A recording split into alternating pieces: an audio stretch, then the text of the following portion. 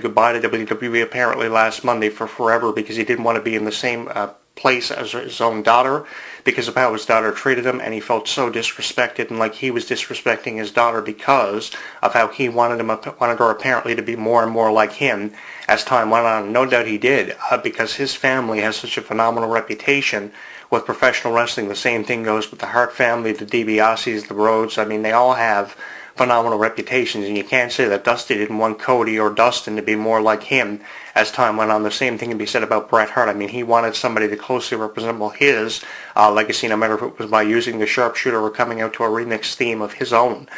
So I think that everybody has had their own kind of image of how someone should definitely precede their legacies in professional wrestling, but I think no matter how much you try, you're never going to duplicate the legacies that definitely preceded your legacy that you're trying to establish. That's going to take you a hell of a lot longer than what it took Bret Hart or someone like a Ric Flair, because back then you were just put in the ring, you had a wrestling attire, and you were pretty much given a name, and you went out there and you entertained people. Now it's all about the technology and how much advanced wrestling has become over the last number of years, and with how many wrestlers we have now in the wrestling business, more than what we had back in the 70s, 80s, and 90s, and early thousands, it's harder to establish your name more so than just being given wrestling tights and a name to go out and entertain people with. I mean, it's more to wrestling now than just coming out saying you're Stone Cold Steve Austin or Bret Hitman Hart. It's all about how advanced wrestling has become, and it makes it more of a challenge to really stand out. And what you have to do is you have to produce numbers for professional wrestling, especially when it comes to WWE. If you can't put zeros at the end of a digit for WWE, then you're not going to be in the main event, and you're not going to be winning championships. Charlotte can do that,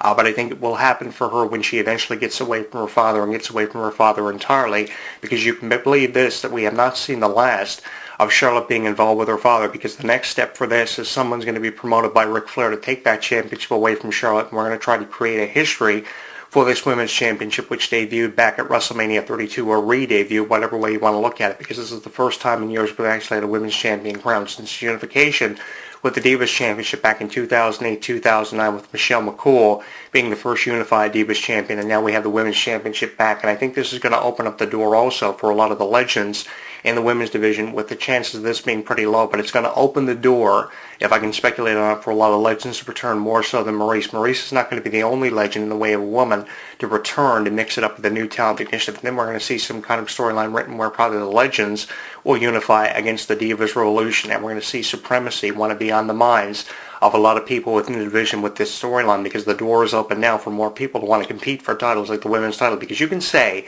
what you want about titles like, say, the Cruiserweight Championship or even the Women's Championship. Everybody wants the championship because of the history that goes with the title. It's obviously really apparent. There's a lot of history that goes with the championship. Everybody wants it. And now with Charlotte as champion, because of her family's reputation, everybody wants to take that title off of her, and we want to see a history for that championship. So ultimately, I think this is what this is hyping up for. Regardless of Ric Flair manages whoever takes the title from Charlotte or not, we're going to see a new champion crowned, and I think we're going to see a new champion crowned by probably the next pay-per-view, Money in the Bank, and if not there, by SummerSlam, because we're approaching the year mark of Charlotte having held both the Divas and Women's Championship and now the newly redefined Women's Championship since the fallout of WrestleMania 32. We need a new champion. It's definitely been overkilled, and now we need something different happening in the women's division, because we're going back to repeating history of how the same champion and the same 4 or 5 challengers always seem to be apparent and popping up in the division. And that says a lot about something that I was preaching about for the last number of months, of how good the Divas division had gotten after being endorsed by Stephanie and being called the Divas Revolution, with so many divas like Bayley,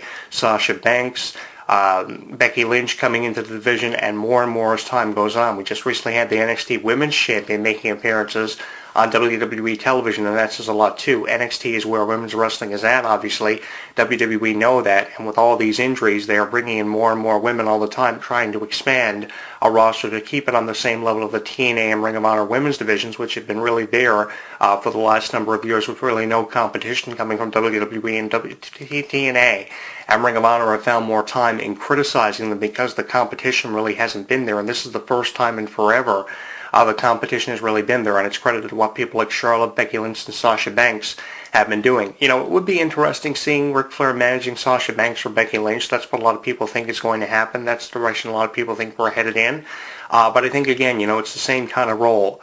for Ric Flair. And if Ric Flair wanted to be the manager of Charlotte, I mean, he didn't need to necessarily come out all the time when Charlotte was cutting a promo or Charlotte was doing commentary, scouting an opponent for an upcoming pay-per-view match. I mean, they could have kept Ric Flair backstage, and then when Charlotte came out to wrestle, then Ric Flair could have came out in her corner in support of him. But I don't think having him come out all the time for commentary, for promos, was really the way to go about doing it, because the role of Ric Flair was being criticized enough, because here you had this legend who was, after winning over 16 championships, coming out in the corner of his daughter and looking like a complete idiot by doing it, and looking like a pervert, not to mention that again here on the show, but I mean looking like a pervert and an idiot, coming out and supporting Charlotte the way he did. I mean, he was nothing more than a glorified cheerleader slash pervert, and it didn't need to be happening for a man who had won 16 championships. If anything, yeah, they could have kept him backstage when she was doing commentary or cutting a promo about a match coming up at a pay-per-view, because that's the purpose of a promo, or someone, the champion, doing commentary for, say,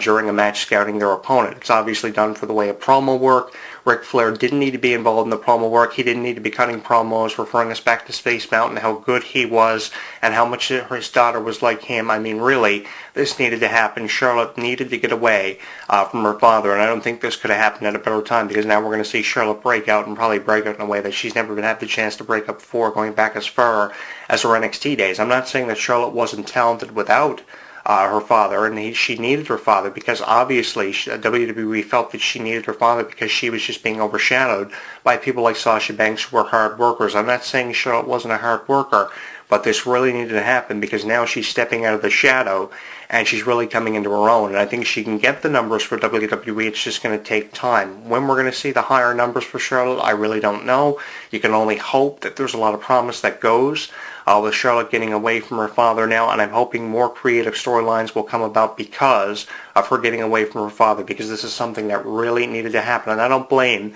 wrestling fans for finding time and criticizing Charlotte for everything that she went about doing in these last few months. I mean, she's been champion for a very long time, but it's been something that's been prolonged, and I don't really know the reason why it's been prolonged. It obviously was because they were promoting Charlotte so much that no one was in a position to take that title away from Charlotte, and obviously Ric Flair wanted her to have a lengthy reign to remember, and because he felt that if she didn't have that reign, the purpose of her being champion would have been completely and utterly defeated, so they kept the title on her for as long as what they did. Obviously, because of Ric Flair's friendship and influence he's had with people like Vince McMahon and Triple H for years, even Stephanie, so they went with that. And because of how Triple H respects Ric Flair, he agreed to the terms of Charlotte's contract, and probably we're going to be seeing more championships for Charlotte. Maybe not in the way of 16 titles, but obviously probably 6 or 7 are in the future for Charlotte. I see her possibly even tying the 7 title reigns of Trish Stratus if time allows for Charlotte to do that. I wouldn't be surprised if that happened, because of how, we were looking for somebody, I think, with the women's division to redefine what people like Trish Stratus and the Fabulous Moolah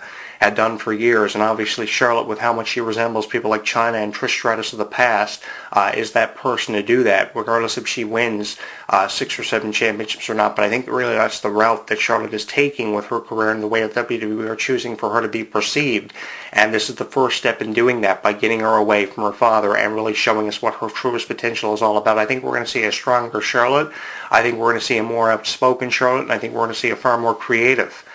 Charlotte than we ever have before. And if you ask my opinion on this, this is something to really be excited about, and this is the biggest reason why I've been doing 3 shows in one day on people like John Cena, Randy Orton, and Charlotte, because there's so much to be highlighted from the fallout of Extreme Rules, and one of the top 5 highlights, if not 3, is the fact that Charlotte defeated Natalya like I expected her to do. And the thing was, so many people were telling me that Natalya was taking the belt away from Charlotte, but I didn't believe those people, because I thought that Charlotte was coming into a more creative time, a more creative and influential era of her career, and this was the time that Charlotte was really going to break out and want to win more championships. And my philosophy on Charlotte proved it to be the more accurate one, because that's obviously the way it went, and it doesn't seem like it's going to be ending anytime soon. The only logical explanation I can come up with for how it could end is how Ric Flair would represent somebody else in the way of a Sasha Banks or a Becky Lynch, to take them to the championship and try to create a history for the Women's Championship, which was re-debuted at WrestleMania 32, because that history for that championship is desperately needed. And I think this is a time of change that's happening for the Divas division, the Women's division, whatever you want to call it, and I think this is a time to be really excited about what's in store for the future of women's wrestling, who don't want to be referred to as divas anymore with the new Women's Championship and the new way the division is being looked at. I appreciate how women are being taken far more seriously now, and how far more creative the storylines are, because this is going to go a long way in redefining what women's wrestling has been about for years. And I think that there was a time to be a fan of someone like Charlotte. That time is now. Congratulations to Charlotte for coming this far and finally getting away, putting the lid on her father, because now we're going to see her break out and be a bigger star than she ever had the chance to be before. She's obviously going to be feeling that significant amount of pressure, but who can blame her for feeling the pressure? She's got her family's reputation to live up to. She's got a long way to go before she surpasses it, because a lot of second, third generation wrestlers come in and it's no time they've surpassed the legacies of their family's reputation that have preceded theirs. But she's got a long way to go, and that makes it